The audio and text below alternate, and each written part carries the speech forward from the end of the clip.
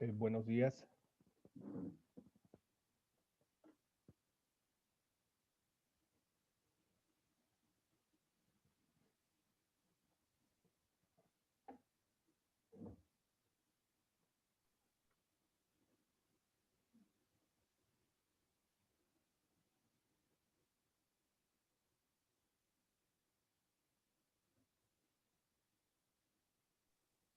Buenos días, profe. Buenos días. Está Pérez, está... eh, ¿quién más se encuentra?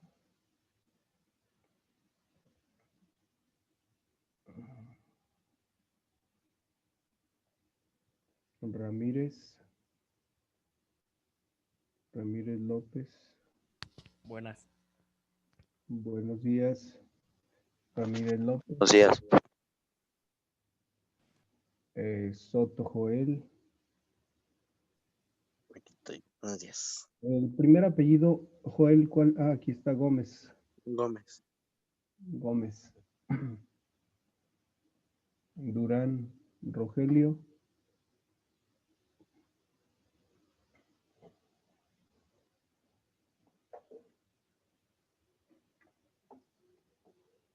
Durán, ¿quién más? Hernández. Marcos.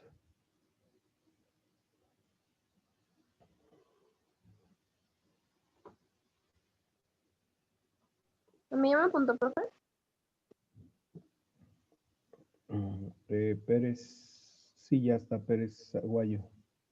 Gracias. Sí, son. Está entrando mala cara.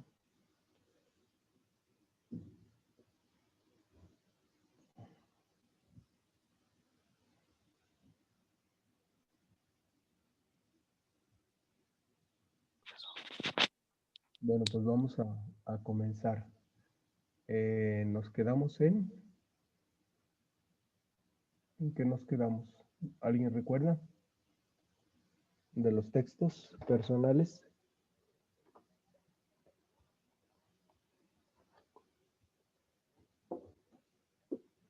Bueno, vamos a tratar de concluirlos hoy.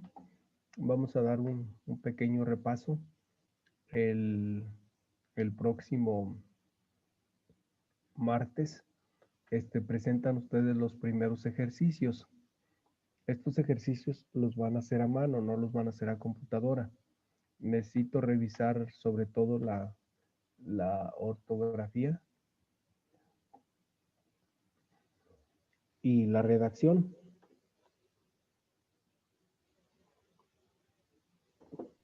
Por eso los ejercicios van a ser a mano. ¿Alguna duda? No, profe. Bueno, entonces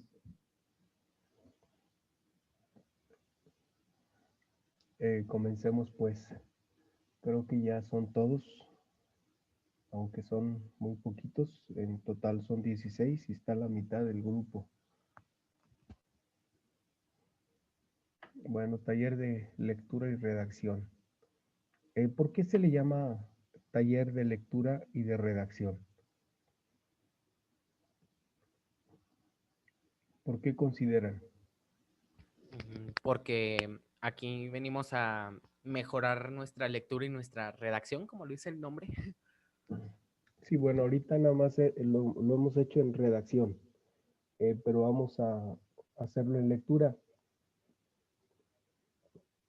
A partir del ejercicio de la próxima semana, propiamente va a ser lectura, lectura y lectura y lectura.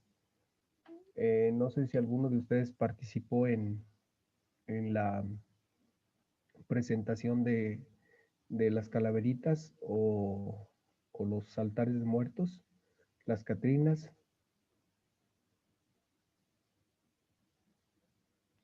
¿Alguno de ustedes participó? No, yo no.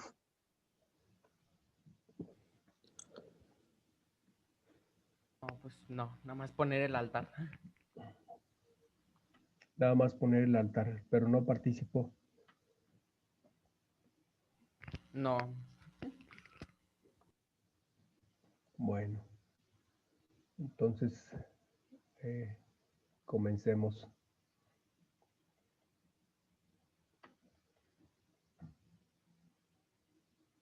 Bueno, los textos funcionales.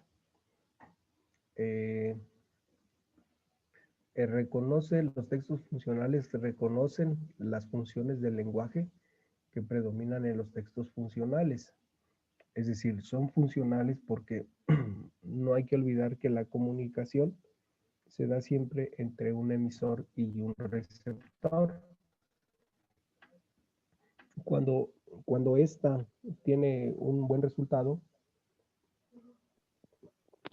entonces estamos concluyendo que funciona. De lo contrario, serían infuncionales. Ahora, nosotros hemos hecho de nuestra comunicación algunas ocasiones infuncional. Es decir, no le hemos podido hacer que funcione. Y cuando no funciona una comunicación, pues generalmente el resultado son problemas. Y esto, pues más de alguna vez lo han ustedes comprobado. Cuando no llegamos a un acuerdo, entonces pareciera que la comunicación se fractura. Tenemos comunicaciones fracturadas, algunas ocasiones en la familia, otras ocasiones con amistades, u otras ocasiones también pudieran ser hasta laborales. Entonces, esta comunicación ya en texto se vuelve infuncional precisamente porque no hay acuerdos como tal. Y no hay acuerdos porque estamos hablando de dos posturas con intereses diferentes. Segundo, identifica la intención comunicativa de los textos funcionales. Es decir, se identifica la comunicación en el sentido de la respuesta. Si hay una respuesta esperada, sea negativa, sea positiva, pues es una respuesta. Es decir, yo hago una pregunta. Si a una persona yo le digo, qué bien te ves, es muy probable que la respuesta sea, tú también, o simplemente gracias, pero ya hay una respuesta. Y estamos hablando funcional. Pero si yo le digo a una persona tonto, es muy probable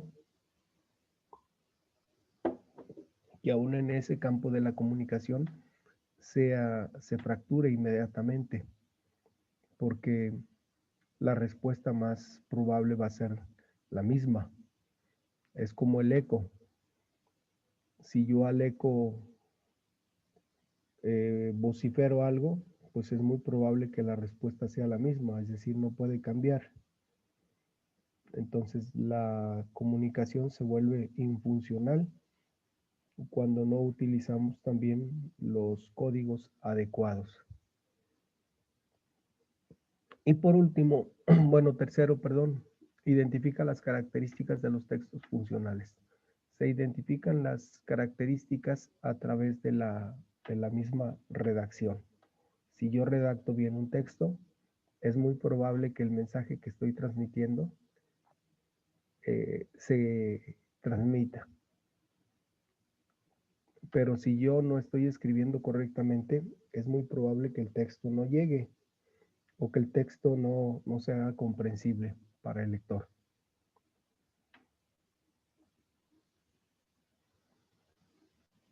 También los textos funcionales, o a través de los textos funcionales, conocemos los diversos tipos de textos.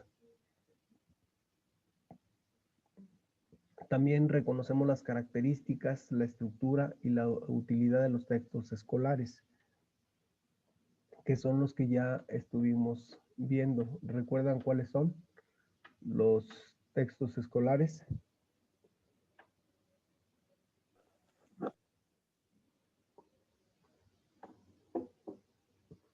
¿Sí recuerdan?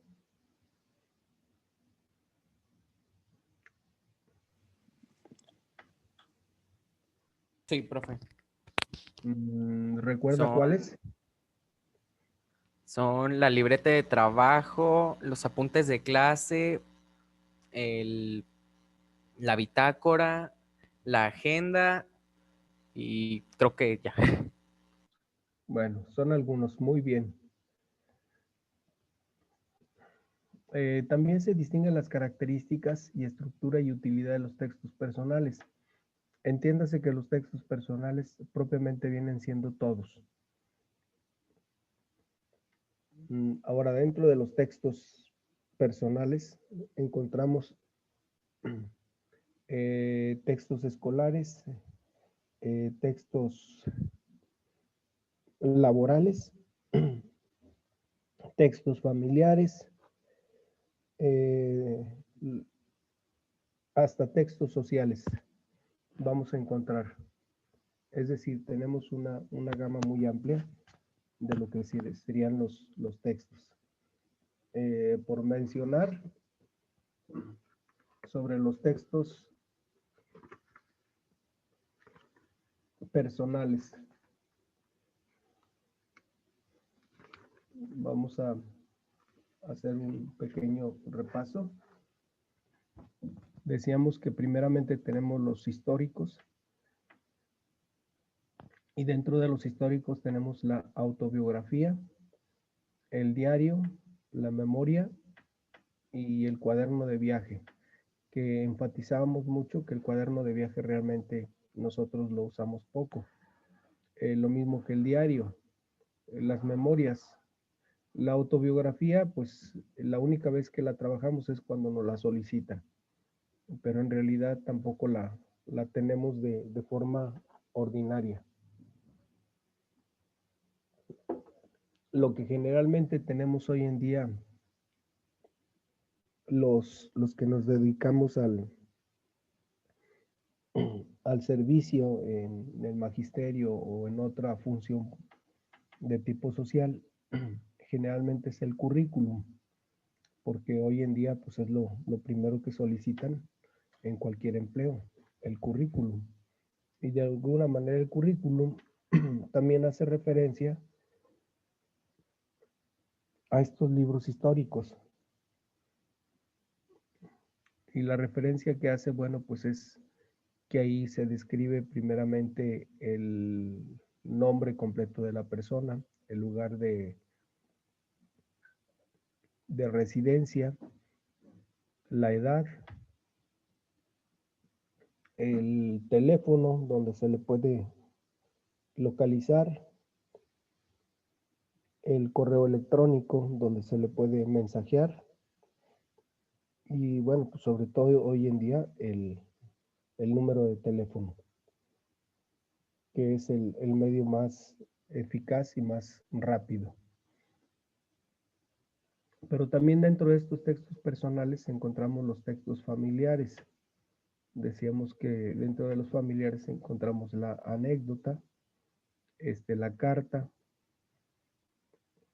Hoy en día, bueno, pues el mensaje electrónico, que puede ser a través de un correo o a través de un WhatsApp. Son los medios más eficaces a través de los cuales nosotros podemos transmitir y recibir información. Y dentro de estos textos personales, por último, tendríamos los escolares. Y dentro de los escolares, ya bien lo dijeron, tenemos la agenda, la bitácora, los apuntes de clase y el cuaderno de trabajo, que es básico y esencial para llevar a cabo una tarea escolar. Si no tengo cuaderno de trabajo, entonces pues la vida se me complica, porque si voy a una clase sin cuaderno, se me complica la existencia, porque no todo lo que explica el profesor en el aula me va a quedar claro o lo voy a comprender del todo. Por eso es conveniente el cuaderno de trabajo. Pero también tenemos textos expositivos. Es decir, son medios a través de los cuales nosotros podemos, como lo dice su nombre, exponer. Exponemos la información que hemos recabado, pero también podemos exponer las experiencias, las conclusiones y las vivencias a través de una presentación. Y aquí, bueno, pues tenemos primeramente los libros, digo, los históricos, los textos expositivos históricos, y dentro de ellos encontramos la monografía y la biografía. Que estos textos generalmente, bueno, pues hablan de nosotros o hablan de manera recurrente de otras personas.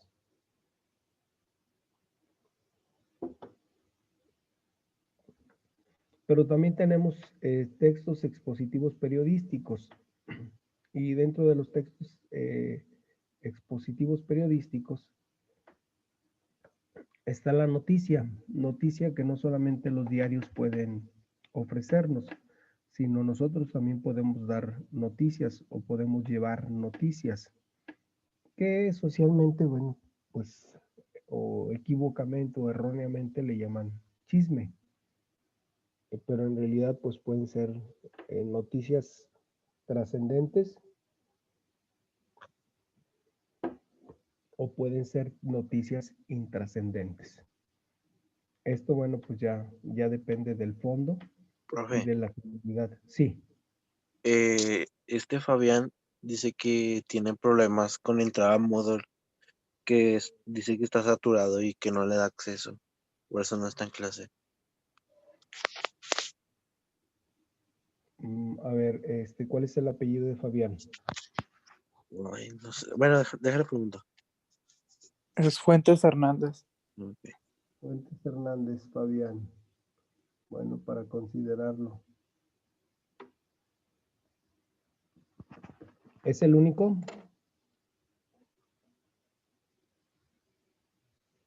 Sí, eso es lo único que ha dicho. Bueno, entonces ya está. Bueno, decíamos de los textos periodísticos. Primeramente tenemos la noticia. Vuelvo a repetir, la noticia puede ser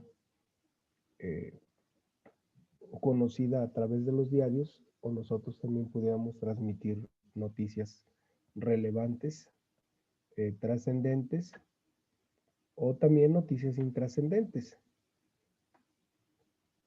Generalmente una noticia trascendente pues es la que tiene una repercusión más extensa en el campo social. Y una intrascendente, bueno, puede ser una información que no conocían, pero que pues no va a pasar nada más allá si se conoce o se desconoce. Por ejemplo, una noticia trascendente sería, bueno, pues eh, hoy conseguí una beca para estudiar en el extranjero. Pues es una noticia trascendente porque pues, no es algo común. O hoy pedí la mano de mi novia. Bueno, pues es trascendente porque repercute en muchos aspectos. Una noticia intrascendente sería, pues hoy me compré un pantalón de tal marca o me compré un reloj. Es decir, son cuestiones intrascendentes que solamente repercuten en la vida de la persona que lo portará. En ese sentido son intrascendentes. Pero también tenemos la crónica. Generalmente todos hacemos una crónica de nuestra vida. Esta crónica, pues es... Profe, Sí, que a María José también. María José. El apellido de María José es Hernández. Hernández Fernández. Hernández Fernández. Muy bien, también tiene problemas. Bueno, ya está. Gracias. Sí, profe. ¿Alguien pudiera hacer alguna crónica personal?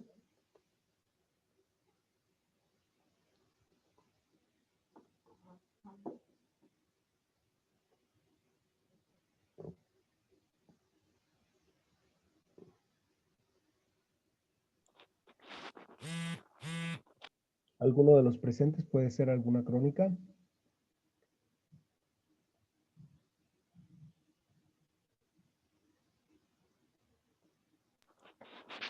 Bueno, Yo, deja maestro, continuar. sería una tipo crónica.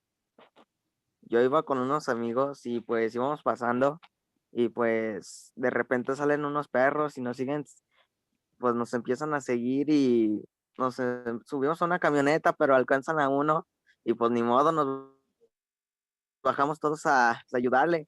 Y eso que eran como dos Dobermans. Y no sé cómo le hicieron que nomás le mordieron una pata, como que estaban entrenados y al final al cabo llegó su dueño y nos dio unos 100 pesos, no sé por qué. Y eso sería todo, maestro. ¿Esa sería una crónica o sería una noticia? Es una anécdota, ¿no, maestro? ¿Por qué anécdota? Porque está contando una historia de él, pero Por- sí algo que le pasó. Porque está contando un suceso que es totalmente atípico, es decir, no es algo normal, no es algo común. Es correcto, más bien es una anécdota, porque eso nunca se le va a olvidar. ¿Qué sería una crónica?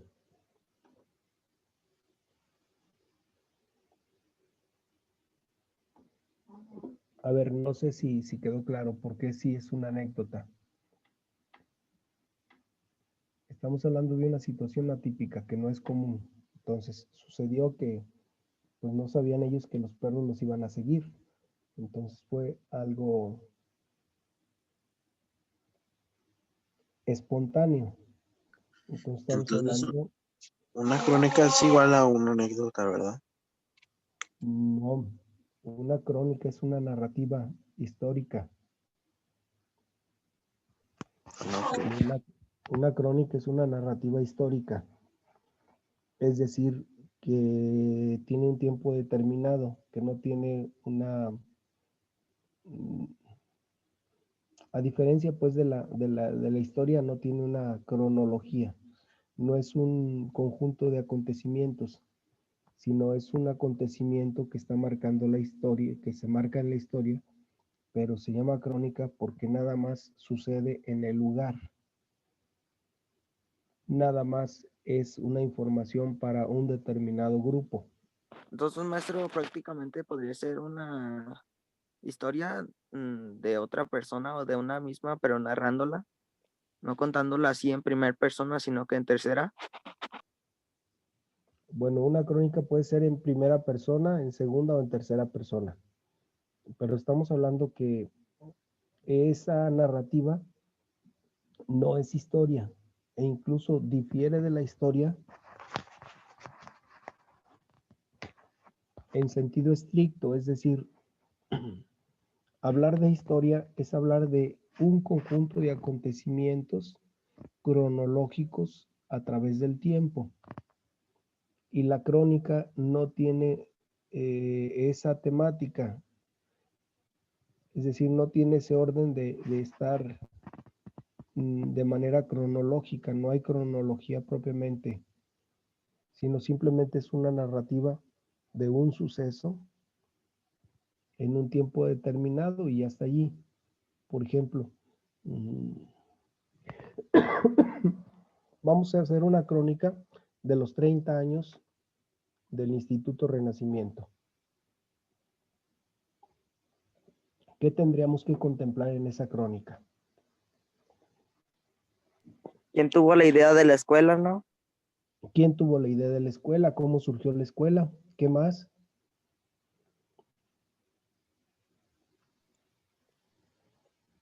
sería quiénes han estado sobre el proceso de la escuela. ¿Quiénes participaron en la creación de esta institución? ¿Qué más? quién dio económicamente para que se hiciera, ¿no?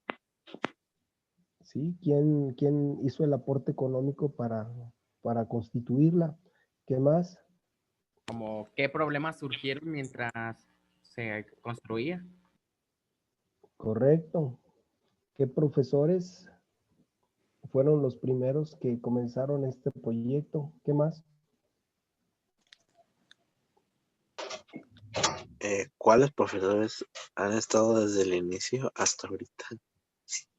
¿Qué profesores se mantienen desde el inicio hasta ahorita? ¿Y quién fue el primer profesor, no? ¿Quién fue? Sería interesante saber quién fue el primer profesor del Renacimiento. Entonces, esa sería una crónica. Es decir, es una narrativa de un acontecimiento que está celebrando la escuela.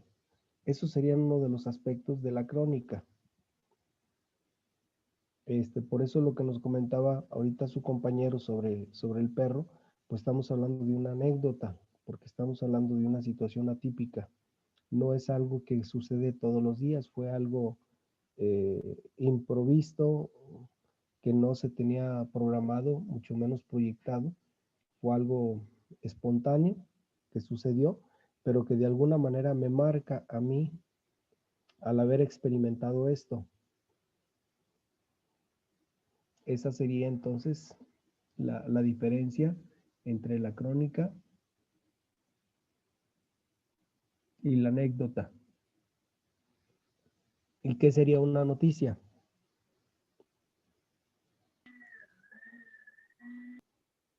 ¿Cuál es la noticia que más están divulgando hoy en día? Pues todo habla sobre el COVID. Sería un hecho reciente. Sobre el COVID. Otra noticia que está dando de qué hablar en la sociedad. Pues la delincuencia. La delincuencia. Y ahorita, bueno, pues son las elecciones de Estados Unidos. Todos estamos atentos a ver qué es lo que va a suceder. Esas serían propiamente noticias. Reportajes. Como quién va a ganar entre Donald Trump y el otro competidor. ¿Esa sería noticia o sería reportaje? Noticia, ¿no? Sería una noticia.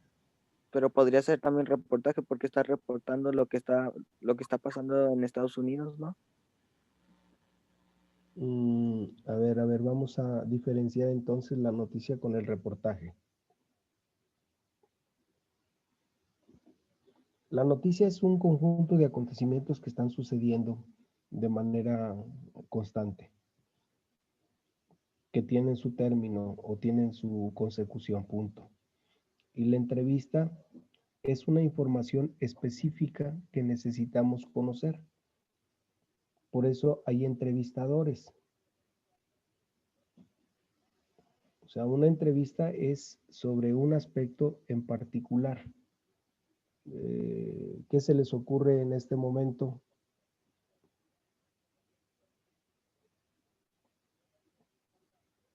Para realizar una entrevista.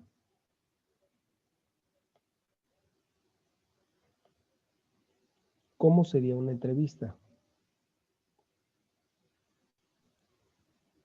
Por ejemplo, preguntarle a usted por qué quiso ser maestro. Eso implicaría un conjunto de preguntas, ¿no? Para hacer una entrevista. Sí. Es correcto. Sí. Es decir, yo quiero saber algo sobre alguien, entonces me sirvo de una entrevista para tener un conocimiento más amplio. Y entonces estoy haciendo de esta manera una entrevista. Por eso acuérdense que hay entrevistas deportivas, hay entrevistas políticas, hay entrevistas de tipo religioso, hay entrevistas de tipo delincuencial, hay entrevistas de tipo presidencial, etcétera. O sea, la entrevista es una información que yo quiero recabar sobre una persona, sobre un acontecimiento o sobre algún hecho trascendente. Para eso me sirve a mí la entrevista. Y la entrevista, bueno, requiere de un conjunto de preguntas que me lleven a un objetivo determinado. Es decir, yo no voy a una entrevista a hacer preguntas que se me ocurran al momento. Para una entrevista tengo que elaborar una serie de preguntas buscando con esto obtener un resultado concreto.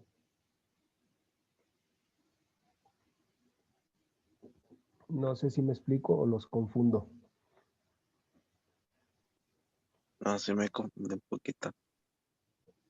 Sí le confundo. A ver, ¿cuál sería la confusión? No sé qué. Entonces, una entrevista tiene que llevar varias series de preguntas, ¿no? Por decir, imaginemos que entrevistamos a un futbolista. No, bueno, me corrige si estoy mal. Sería, bueno, sí, nada más una entrevista lleva una serie de preguntas y eso sería hasta ahí, ¿verdad? Bueno, la serie de preguntas van encaminadas a un fin, es decir, ¿qué es lo que yo quiero obtener de esta entrevista? Imaginemos que sea del partido de qué fue lo que hiciste para, digamos, mantener, digamos que un portero, qué fue lo que hiciste para mantener que el balón no se meta a la portería o así. Entonces sería durante el partido, ¿no? Y entonces, ¿qué preguntas elaboraría allí? Pues sí, si sería un portero, yo digo que sería de que em, ¿cuánto tiempo entrenaste o si te pusiste nervioso al momento de, digamos, que de atajarlas o algo así? Pero antes de continuar, yo le preguntaría, ¿qué es lo que le gustaría saber de un portero?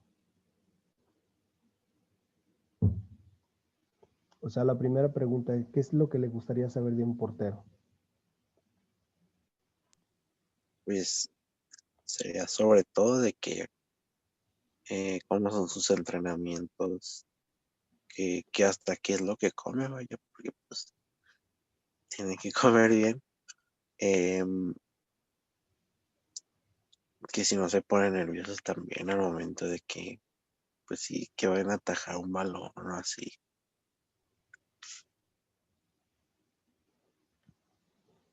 Sí, entonces el entrevistador tiene que tener muy claro qué es lo que quiere lograr con esa entrevista o qué es lo que quiere conocer.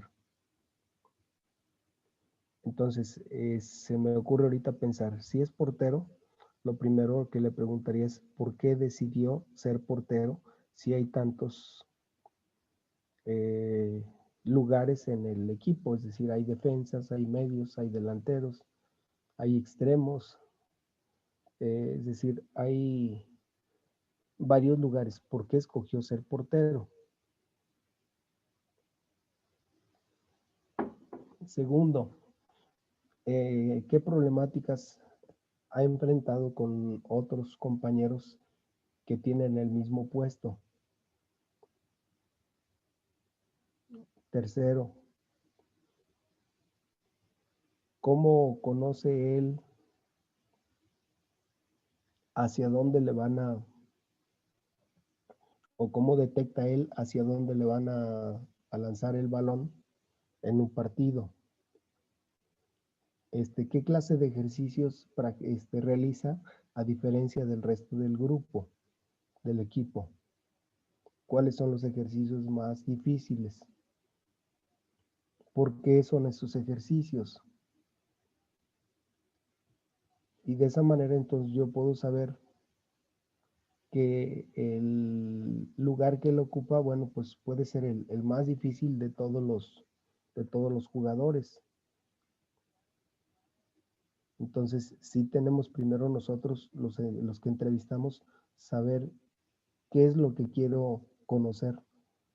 Y para ello, bueno, pues tengo que servirme de preguntas que las voy a encaminar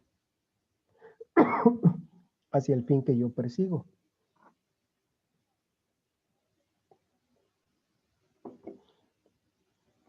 Si es un artista o, por ejemplo, si es un jugador, yo quiero conocer más sobre su vida, ¿qué preguntas le haría?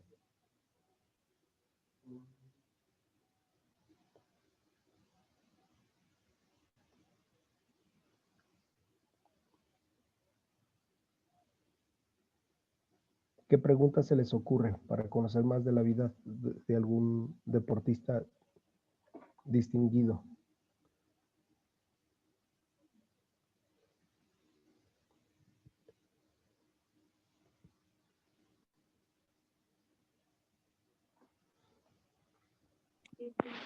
¿De cuánto gana? ¿Cuánto gana? ¿Dónde nació? ¿De qué clase de familia viene? ¿Qué problemática enfrentó para llegar a donde está? ¿A qué se dedicaba antes de jugar de manera profesional? O sea, tienen que ser preguntas que vayan encaminadas siempre a obtener yo la información que necesito.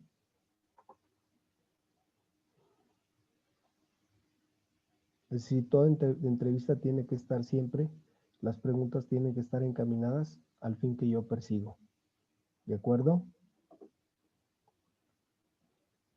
Si es una entrevista laboral, también la entrevista laboral tiene que estar encaminada dependiendo a la función que yo necesito en mi empresa o en mi fábrica o en mi trabajo. O sea, yo le voy a hacer una serie de preguntas que me ayuden a conocer un poquito más sin tener que decirle si sabe o no sabe.